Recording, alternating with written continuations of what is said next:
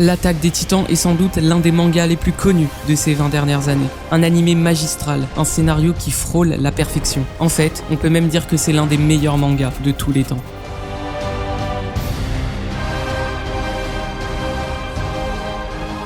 Et pourtant, l'histoire de l'attaque des Titans, le cœur même du scénario, est une référence directe à un sujet d'actualité brûlant et polémique dans notre société, le conflit israélo-palestinien, mais aussi la Seconde Guerre mondiale et l'histoire du peuple juif. Des sujets qui sont tabous en Asie, surtout au Japon. Même l'auteur de l'œuvre, Hajime Isayama, n'a jamais déclaré publiquement le lien entre son manga et cette période historique, qui est pourtant évidente. Mais alors pourquoi ? Pourquoi vouloir autant ne pas en parler ? C'est donc la raison pour laquelle, dans cette vidéo, nous allons voir en profondeur ce lien existant entre ce manga et l'actualité, afin de comprendre quel est le message moral que Isayama a voulu nous transmettre indirectement à nous, lecteurs de son œuvre.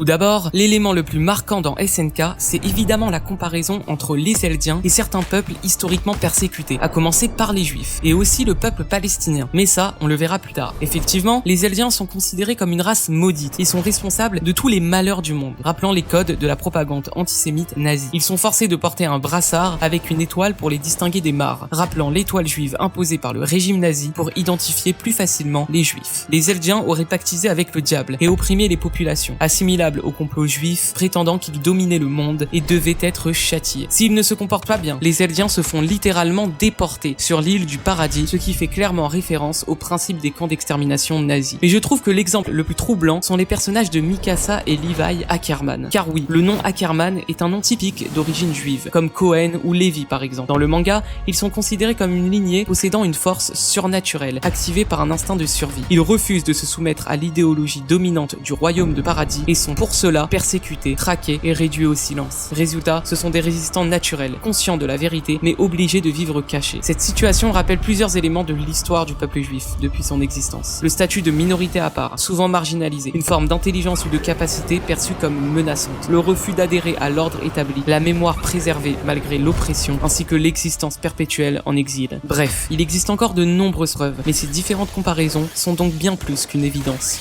Marre de cette vie et de son impuissance face aux titans, Eren Yeager a décidé de rejoindre le bataillon d'exploration pour se battre contre les titans et vivre librement comme il le souhaite, et surtout sans aucune menace pour lui et les siens, quitte à tout détruire s'il le faut. Et c'est ce type de positionnement qui peut être rapproché à certains aspects du sionisme. Le fait de pouvoir être un peuple libre, établi sur une terre, et de pouvoir vivre comme on l'entend, après avoir subi durant toute son histoire l'exil et les persécutions. Et c'est justement à partir de ce moment que le scénario prend une toute autre tournure, que ce soit dans le manga, mais aussi dans l'histoire. 向こうにいる敵全部殺せば俺たち自由になれるのか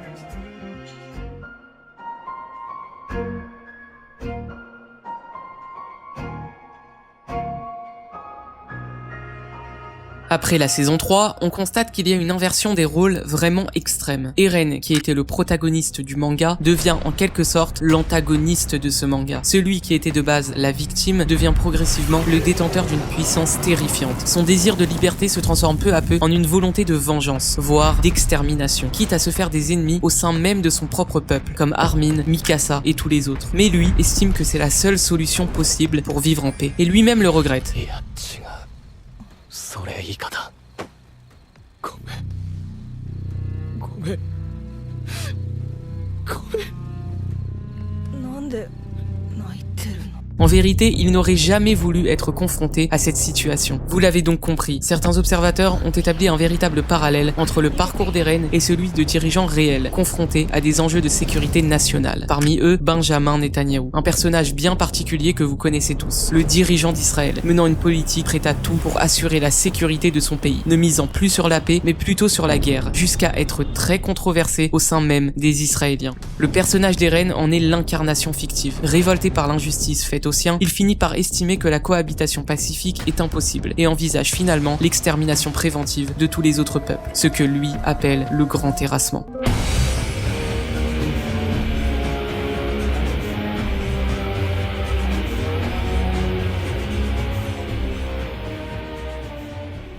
On a donc vu que les Eldiens pouvaient être comparés aux Israéliens, et plus globalement aux Juifs. Mais ils peuvent tout aussi bien être comparés aux Palestiniens. Plusieurs éléments peuvent le confirmer, comme par exemple le fait que la population eldienne vit enfermée derrière un mur, ce qui fait fortement penser à l'enclave du territoire palestinien. Les Eldiens sont présentés comme un peuple occupé, humilié, appauvri. Leur technologie est rudimentaire. Ils vivent dans la peur, dans des conditions difficiles, sans droit de sortie. Ils subissent des attaques de titans envoyées par Mar, un peu comme une forme de violence permanente imposée par l'extérieur. Cela évoque le vécu de nombreux Palestiniens qui subissent les conséquences de l'occupation militaire, les blocus, les raids aériens et les destructions d'infrastructures. Il existe encore beaucoup d'exemples, mais on n'est pas là pour tous les citer car la vidéo serait beaucoup trop longue. Et encore, ça ne s'arrête pas là. Il y a même des suprémacistes blancs qui pensent et ont affirmé que SNK montrait en réalité un peuple blanc, donc les Eldiens, persécuté dans sa cité, tel Israël, et menacé par des monstres manipulés par les Mar, assimilés aux Juifs. Vous l'avez donc compris, en réalité l'histoire de ce manga nous laisse place à une multitude de comparaisons possibles et inimaginables. Et toutes ces analogies que l'on peut faire autour de SNK ont provoqué pas mal de polémiques et de critiques. On a accusé le manga de reprendre les codes de l'extrême droite et de manier inconsciemment les idées antisémites. D'autres personnes ont défendu l'œuvre, disant qu'Isayama cherche justement à condamner le militarisme et le cycle de la haine. Et face à de telles dérives et polémiques qui ne cessaient de s'accumuler, les studios et éditeurs ont pris quelques mesures, comme par exemple l'arrêt de la commercialisation du brassard eldien. Je vous laisse deviner pour quelle raison. Mais alors finalement, quel est le sens de ce récit? Pourquoi Isayama n'a jamais voulu assumer le lien entre les Eldiens et les Juifs ou les Palestiniens? Veut-il nous faire passer un message indirectement? La réponse est bien évidemment oui. Et c'est sans aucun doute l'un des messages moraux les plus profonds qu'un auteur de manga nous a laissé à travers son œuvre. Ce message, il tient en 5 mots. La haine engendre la haine.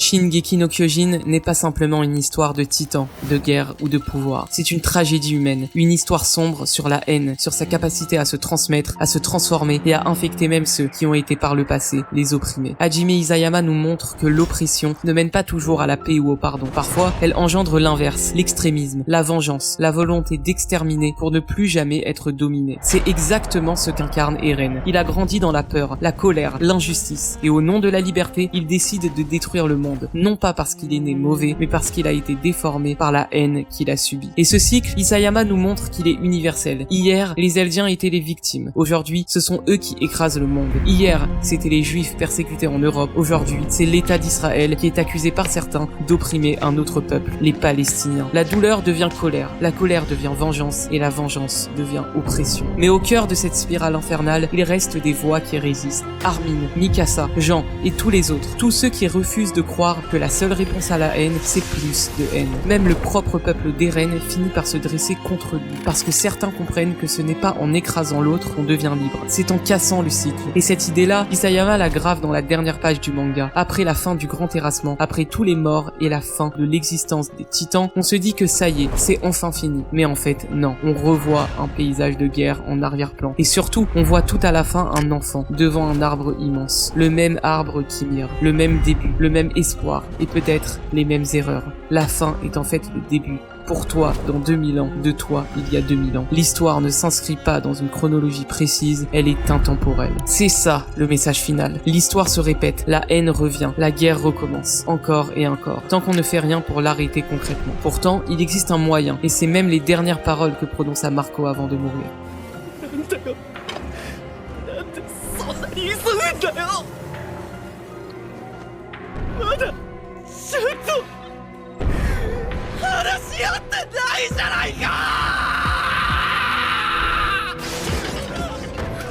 Voilà la vraie tragédie et la vraie leçon. Tant qu'on ne parlera pas, tant qu'on refusera d'écouter ceux qui veulent comprendre l'autre, alors l'enfant devant l'arbre, à la fin du manga, deviendra un nouveau Eren Yeager.